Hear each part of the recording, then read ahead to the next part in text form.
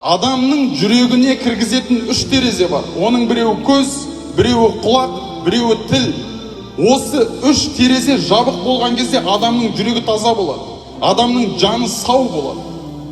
Сенің көзің харамға қарай берген сайын сенің жаның кірлеп кетеді. Сен Алланы көре алмай қаласың. Көкірек көзің ашылмай қалады.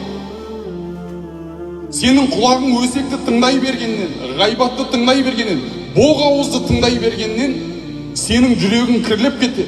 Жан дүниең ластанып кетеді.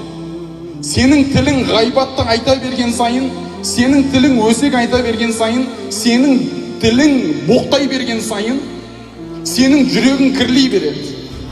Сенің жаның ластана береді.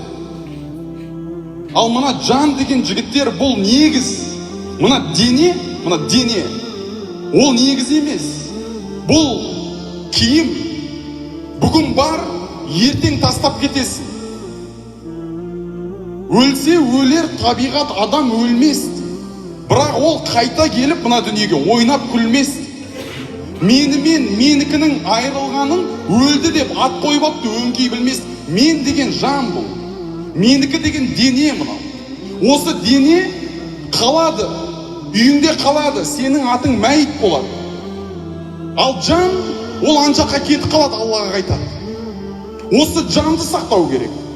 Жанды немен сақтайсың? Жанды үш нәрсені қорғаумен сақтайсың: көзің, құлағың, тілің. Сол кезде сенің жаның аман болады.